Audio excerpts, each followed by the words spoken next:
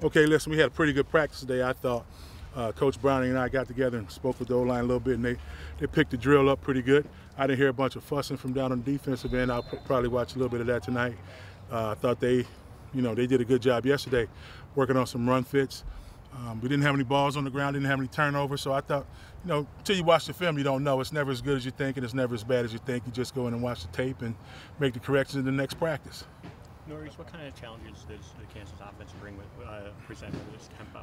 Well, tempo's tough, and if that's not something that you do as a program and you only see it every happenstance, you got to practice against it, and Coach Rossi and the other defensive coaches have put together a plan on how to practice tempo, go in a couple huddles at the same time so the guys can get back and get lined up. But it does pose a challenge for us. How similar is it to Washington State? It's about that fast. But no, they're going to run the ball more at Kansas. So they're going to run the football, and they do a good job running the football with the tailback and the design runs for the quarterback. Norries, after the disappointment of Penn State, did it take time for the kids to get back in the grind, or is their attitude right where it should be now? I think their attitude's right where it should be. I think with having Sundays off, they got a full day to flush. Then, they come in and they see us on Monday, and we make the correction and drive on, because we've had driven on by then on Monday by the time we got them. So we give them the corrections from the Penn State game this past weekend, and then we're all focused on Kansas right now. Norries, I know we've talked a lot about how everything is structured now. Who coaches the running backs during the game? Do you have to delegate that, or do you still handle that? I still handle that. If there's an issue, I bring one of them over. I can grab them when they come off the field.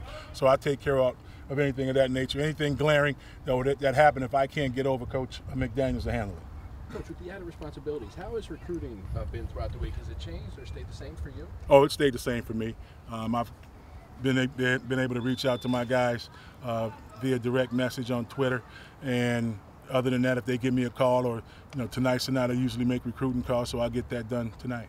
Coach, can you talk about the importance of the leadership of Chaffee and Jacobs in the secondary when you have a bunch of freshmen playing different positions in the defensive backfield? I think it's very important.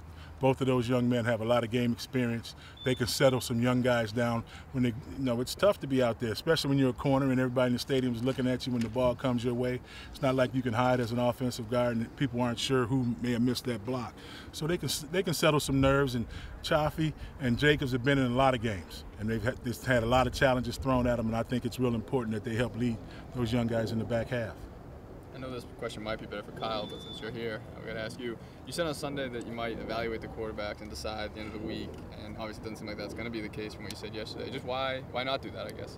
Well, here's what I'm going to say on that. I think everyone knows that you got to put the best players on the field, and we'd be doing a disservice if we didn't put out there who we thought the best players were. And Coach Flood put out a depth chart that reflects his opinion on each position, not just the quarterback position, each position. And right now, it's Wednesday. Days run together for me. It's on Wednesday. The depth chart is what Coach put out. All right. I hope I answered your question. Yeah, thanks. Okay. How did Chris look in practice the last couple of days? Not bad. He's done some good stuff. He hasn't been perfect. I'm not going to sit here and tell you he's been perfect, but he's done a lot of good things, a lot more good than bad. And Coach McDaniels is going to work hard to make sure that he's got the game plan down perfect, so we can go out and execute on Saturday. Are there growing pains that you come to expect with a first-year starter guy who's really only 2 starts under his belt? Yeah, they get some growing pains, some things that he may not fully understand, or if somebody throws a new coverage at him that he hasn't been prepared for. He gets a different front or a different look that we haven't adjusted too quickly. So we got to make sure we do everything to help him so he can be as successful as he can be. So there's talk of, I don't know about who, but people talk about whether he has the arm strength to get the ball down the field. You guys stretch the field on offense. Have you noticed that you're not stretching the field, or is that not a concern? I think he's got the arm strength to make whatever throws we need him to make. Coach, with the quarterback position, what makes it different, as opposed to a running back? If a guy fumbles, they'll take him out. What makes it different for a quarterback where you guys maybe stick with him a little longer? What makes it different for a quarterback is that with a running back, the quarterback's leading everybody. He's telling everybody what to do and how to do it and when to do it and what's changing. At running back, you can take a guy out, put another guy in, and calm him down. If you start moving quarterbacks around, you got different cadences from different, and the line gets accustomed to hearing a certain guy. So there's a lot of little small details involved in it where you just can't pull a guy out and then pull him back in. I think it's worked in a lot of places where they can play 2 quarterbacks. I haven't been in a situation where we've ever played 2 quarterbacks at the same time.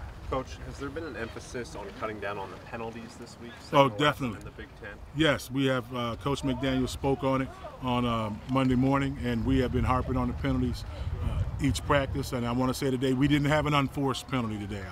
Haven't looked at the film. I don't know if we had a hold or two, but we didn't have any false starts or anything of that nature in today's practice or yesterday's practice. Thanks, Coach. Thanks, guys. Thanks, Coach. Thanks, Norrie.